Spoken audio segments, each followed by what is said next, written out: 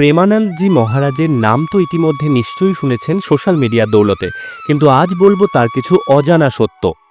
স্বামী প্রেমানন্দ গোবিন্দ সরনজি মহারাজ প্রথম জীবনে ভগবান শিবের ভক্ত ছিলেন। 1969 সালের 30শে মার্চ যখন তিনি জন্মেছিলেন, তার নাম ছিল অনিরুদ্ধ কুমার পাণ্ডে। তিনি উত্তরপ্রদেশের কানপুরের সারসোল ব্লকের আখরি গ্রামে জন্মগ্রহণ করেছিলেন। তার সামগ্রিক পারিবারিক পরিবেশ ছিল গভীরভাবে ভক্তিমূলক।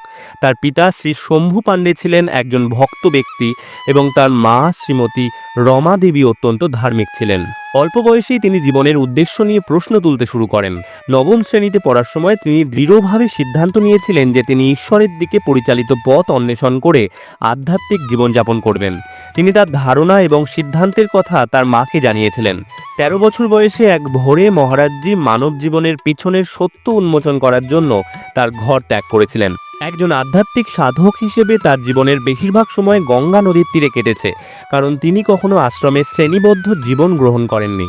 তিনি হরিদ্বার ও বারাণসীর মধ্যে ঘুরে বেড়াতেন। তীব্র শীতেও তিনি গঙ্গায় 3 বার স্নান করতেন।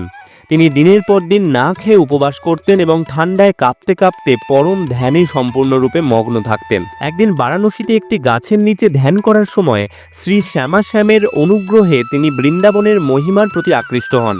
পরবর্তীতে একজন সাধুর অনুপ্রেরণায় তিনি 1 মাস ধরে রাসলীলায় অংশগ্রহণ করেন। এই 1 মাসই তার জীবনের মোড় ঘুরিয়ে দেয়। পরে শ্রী নারায়ণ দাস ভক্তমালীর এক শিষ্যের সহায়তায় মহারাজজি মথুরার উদ্দেশ্যে ট্রেনে ওঠেন। সেখানে একদিন সকালে বৃন্দাবন পরিক্রমা করার সময় মহারাজজি একজন সখীর শ্লোক গাওয়া এবং তার ব্যাখ্যা শুনে সম্পূর্ণরূপে মুগ্ধ হয়ে গেলেন এবং তারপর তিনি অত্যন্ত উৎসাহিত হয়ে শরণগতি মন্ত্র অর্জন করে রাধা বল্লভী সম্প্রদায়ে দীক্ষিত হন।